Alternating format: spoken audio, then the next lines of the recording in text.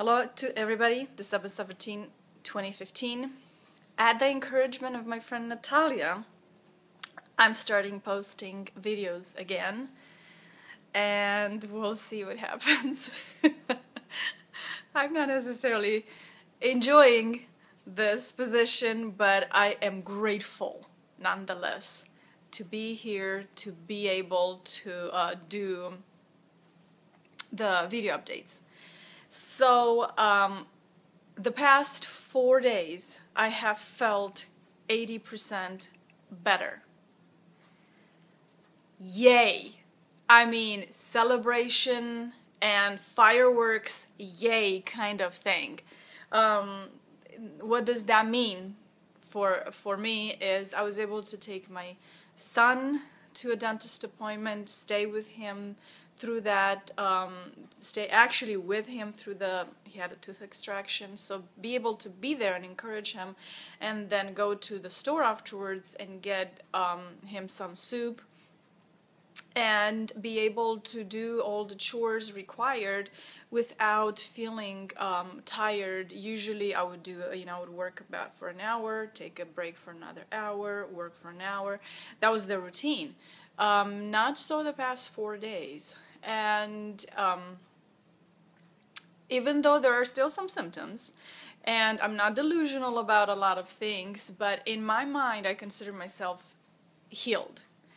And I just push and press forward, even though I do get I got a phone call from Virginia Mason, which is Western medicine, telling me both urine tests that I've done in November turned out with blood in the urine. My kidneys were hurting, that's why I went to the doctor, and both urine tests turned out with urine in, blood in the urine in the urine. Wow, that's something. So, and so I have an appointment with a specialist to take a closer look at the kidneys.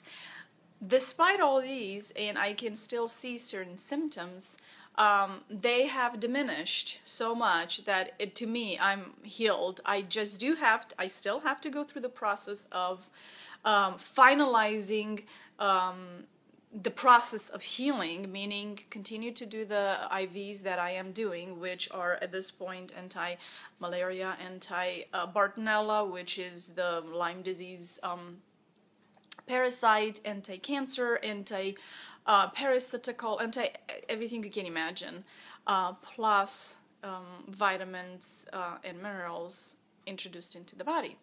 So, but I'm kind of explaining this to you to understand, but despite all, the things that, it's easy to, it's easy to be fearful and feel like, am I ever gonna get healed, or am I ever gonna pass over this circumstance in my life when you still see symptoms? But you have to look at the symptoms and realize if they're way smaller, if they're less frequent, if you are stronger, if you have advanced, then you're in the healing process, whether it's that physical, emotional, or spiritual. So even though there may be symptoms, a lot of times it's easy to give up right at the end because you fight so hard for so long, and then at the end it's easy to get frustrated or to say, well, I thought I was better, I thought I was healed, I thought this problem was over, I thought I've dealt with this issue, and here comes again, I must be a loser or something like that, I just don't know how to go about it, or this is just the problem that will never go away. So it's easy to think like that right at the end of the battle, and then prolong your suffering, whether it's physical, mental, or spiritual. Don't give in. Do not give in. I consider myself healed, but I'm not delusional about the reality. So I still go on fighting, I still go on doing the medication and treatments until they're symptom-free. But as far as my mind is concerned and my spirit, I am healed already, because the process of healing has started a long time ago and is still going. And It may go for the rest of my life, not in this what I'm fighting with, but we all go through some process. We get colds, we get flus, we get worse things, or emotionally we go through things. So there's always a wave we go through. That being said, I have noticed that, and looking back, I've had symptoms since I was about 13 years old. I had no idea what I was dealing with. I was just at a functional state. That's what the doctors say. And it just so happened that either I just got rebitten or something, got reintroduced into my body and it collapsed. It couldn't no longer handle it because the immune system was so battered and weak that it kind of collapsed, and we had to rebuild everything literally from the bottom up. But looking back, even though my body was weak and sensitive, and I always felt like, oh geez, here I go again, I can't do this, that, and the other, it really toughened up my mind, and it really toughened up my will to live, to fight, to overcome. So never, ever, ever, ever look at the things you're dealing with without focusing on the things that you're getting good at. In my case, I got really good at fighting whatever physical issue I had with my mind. So don't, let everybody goes through a hard time, but look what that hard time builds in your life. Like a little tree or a flower, something always flourishes that is really, really good, and it's really, really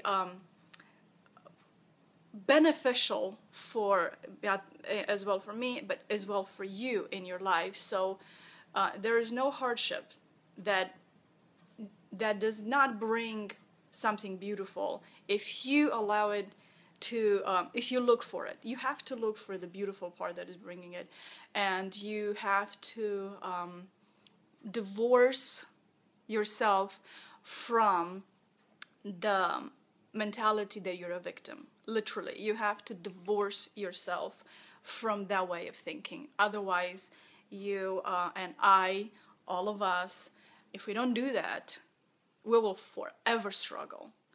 And so that's my update, I guess, and I can't wait to tell you when I'm 100% better, but man, 80% better is better than 2% better about last year.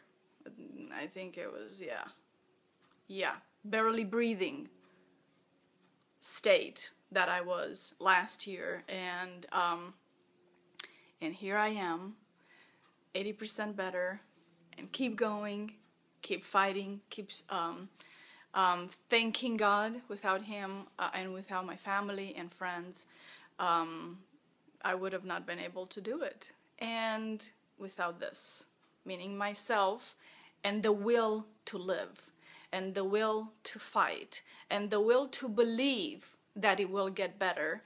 And I would constantly imagine and visualize the day when I was so healthy that I would go climb mountains, and I would go travel in Europe and see my family in Europe again, and that I would go again with friends out, and that I would just laugh a lot, love deeply, and not worry so much, because it really doesn't matter at the end of the day.